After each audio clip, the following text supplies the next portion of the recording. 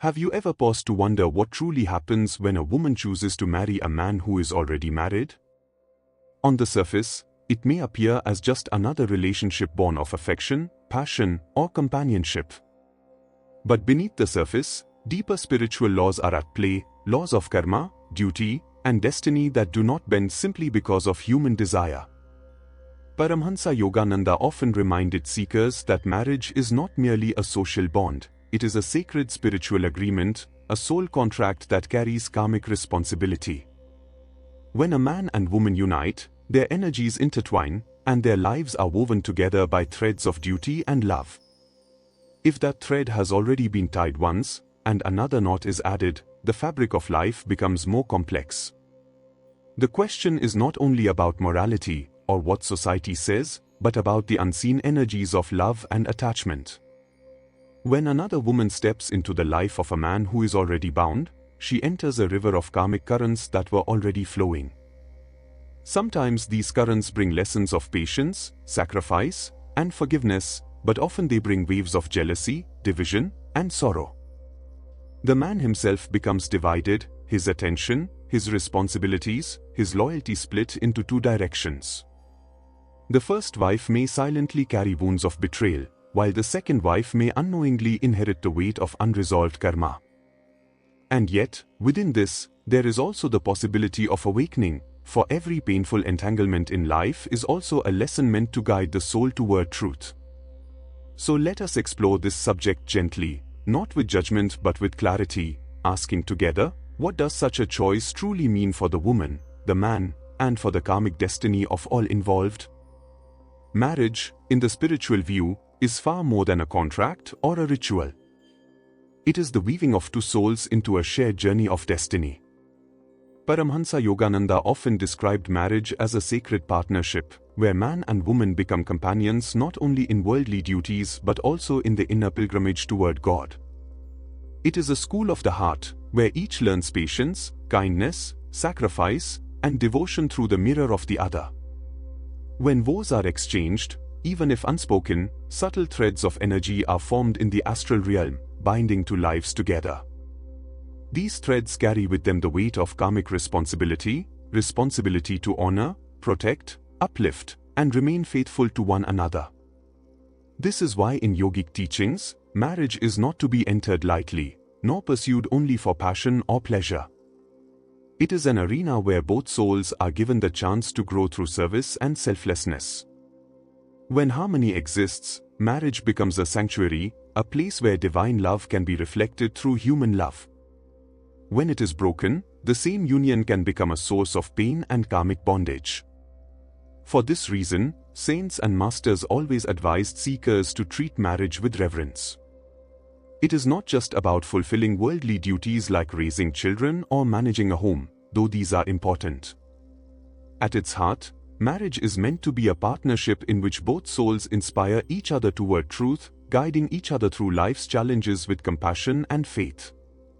In this light, we can understand why the marriage bond is so sacred, and why adding another tie into this sacred web carries such deep karmic implications. When a man marries again while he is already married, he steps into a delicate and dangerous field of divided energy. Spiritually, marriage is meant to create unity, a merging of love, trust, and purpose. But when another bond is added without dissolving the first, unity often turns into conflict.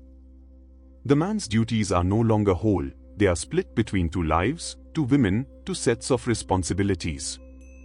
Paramhansa Yogananda often warned that unrestrained desire and lack of self-control create inner restlessness. A man may believe he can love two women, but in truth, his heart is torn, and torn hearts rarely find peace. His first marriage still carries karmic weight, he is bound by duty and loyalty to his first wife, whether or not he acknowledges it. By entering into a second marriage, he does not escape that bond, instead, he adds a new layer of complexity, creating overlapping karmas. The second wife too becomes part of this entanglement. She may feel special at first, believing she holds a unique place in his heart. Yet over time, she will sense that his attention is divided, his promises stretched, and his loyalty unstable. This can lead to feelings of insecurity and rivalry, no matter how sincere his affection may be. Spiritually, this situation drains the man of inner peace, because truth is sacrificed for desire. Yogananda taught that when actions are not aligned with dharma, the soul cannot rest in harmony. The man may outwardly enjoy companionship, but inwardly he feels the weight of divided love. Thus, what seems like an expansion of happiness often becomes the seed of inner conflict, disappointment, and karmic burden. For the woman who marries a man already bound in marriage, the path ahead is filled with both emotional and karmic challenges. At first, she may feel chosen, loved, and special. She may believe that destiny has brought her closer to someone she deeply admires. But spiritual truth reminds us that such unions rarely come without hidden costs.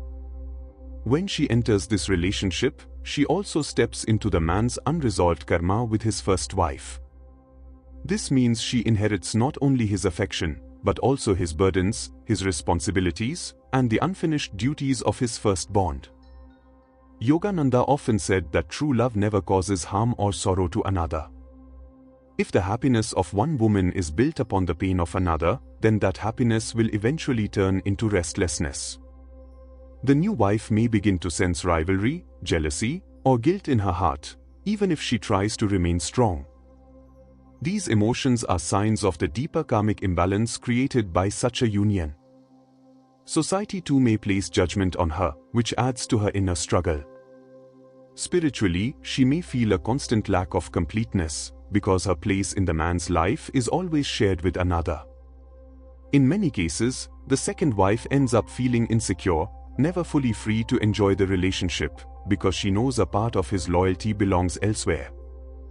The karmic burden here is subtle but heavy. She is bound not only to the man but also to the ripple of pain created in his family. Yet, this too is a lesson for the soul. Such experiences can awaken humility, compassion, and a longing for deeper truth, if she chooses to learn. Otherwise, they entangle her further in cycles of sorrow and attachment. When a second marriage is formed, it is not only the man and the new wife who are affected. The first wife, who once placed her trust and heart into her marriage, often becomes the silent sufferer of this decision. Spiritually and emotionally, she may feel betrayed, cast aside, or unworthy. The sacred bond she once believed to be hers alone now feels divided, and this can leave deep wounds in her heart. Yogananda often explained that emotional pain is not just a passing feeling, it creates vibrations in the soul, impressions that carry karmic weight. When the first wife suffers, the energy of her grief and resentment does not disappear, it flows back into the karmic field of the husband and the second wife. In this way, a triangle of pain is formed, one that can take years, or even lifetimes, to fully resolve.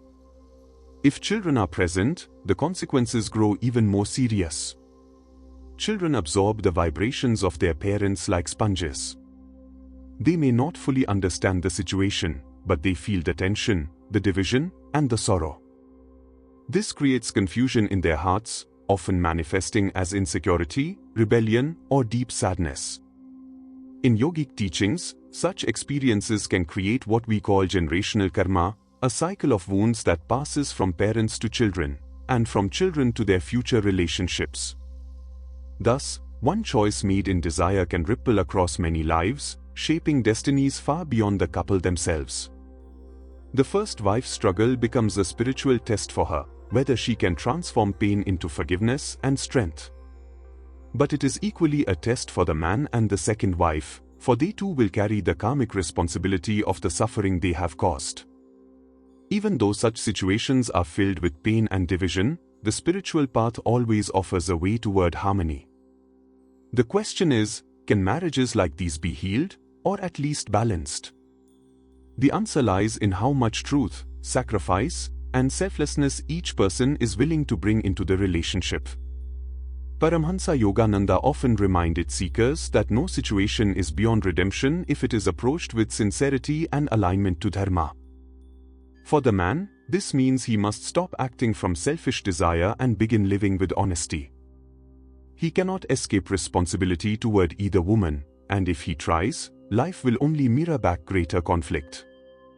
Instead, he must act fairly, without deceit, and strive to uplift both sides with compassion. For the second wife, the path is even more delicate. She must live not with rivalry but with humility, realizing that she has stepped into a karmic situation that requires patience and forgiveness. For the first wife, the challenge is perhaps the greatest, whether she can transform her pain into strength and not allow bitterness to poison her spirit. Forgiveness does not mean accepting injustice blindly, but it does mean freeing the soul from the chains of resentment. Only when all three strive toward truth does the possibility of peace arise. But such peace does not come easily. It requires immense maturity, spiritual practice, and surrender to God's will. Without this higher foundation, such marriages usually remain restless, marked by jealousy and insecurity. Yogananda said that when love is centered only in desire, it binds, but when it is centered in God, it frees. Thus, the only true path to harmony lies in lifting love from the level of possession to the level of devotion, where each heart seeks to serve rather than to control. At the highest level, marriage is not only about two individuals, it is about the soul's journey toward God. Yogananda often reminded seekers that all human loves are but reflections of the one eternal love. When we cling to relationships out of desire, attachment, or ego, we inevitably face disappointment, for no human being can fulfill the infinite hunger of the soul. This is why Yogananda urged his disciples to seek the greater union, the marriage of the soul with spirit. In the case of a woman marrying a married man, or a man seeking to hold two wives, the deeper question is not about society's approval or worldly success, but about whether this relationship helps the soul rise or keeps it bound in restless longing. If the bond is rooted in selfish desire, it will drain the heart and create karmic knots that must eventually be untied through pain and lessons. But if love is lifted into a higher octave, if both partners support each other in meditation, virtue, and service to God, then even imperfect situations can become stepping stones to growth. Still, the higher path often calls us to renunciation, not necessarily the renunciation of family life, but the renunciation of harmful desires. To give up an action that causes pain to others is not weakness, it is strength. To choose dharma, even when desire pulls strongly, is a sign of true love, for true love never seeks its own pleasure at the cost of another's suffering. Thus, the seeker must ask, does this union help me find God, or does it keep me entangled in the shadows of attachment? Only by answering honestly can one step onto the path of freedom. For in the end, the real marriage is the eternal union of the soul with the divine beloved. So, my dear friend, what can we finally learn from this delicate subject? When a woman marries a man who is already married, she does not enter into a fresh, empty chapter of life, she enters into a story already being written. The threads of karma, duty, and love are already tied, and any new bond must face the weight of that truth. Such unions can bring temporary joy, but they often carry hidden burdens, jealousy, division, or silent pain. Yet even here, the teachings of Paramhansa Yogananda give us light. He reminds us that no matter how tangled the web of karma may seem, there is always a higher way through truth, compassion, and remembrance of God. If we live in selfishness, we suffer. If we live in dharma, we rise. Let this reflection not be about judgment, but about awareness. If you are on such a path, pause and ask your heart, does this choice bring me closer to peace, or deeper into restlessness? True love does not harm another soul, it uplifts and guides both hearts toward freedom. Now I would love to hear from you. Share your reflections in the comments below. Do you feel such marriages can ever be harmonious, or are they always karmic struggles? If you are short on words, you can simply type Jai Gurudev as a way of offering your love and presence to this spiritual circle. And please let me know, what topic would you like to explore in the next video? Your suggestions guide this journey, and together we can keep walking deeper into truth. Until we meet again, may you walk in the light of wisdom and peace. Jai Gurudev.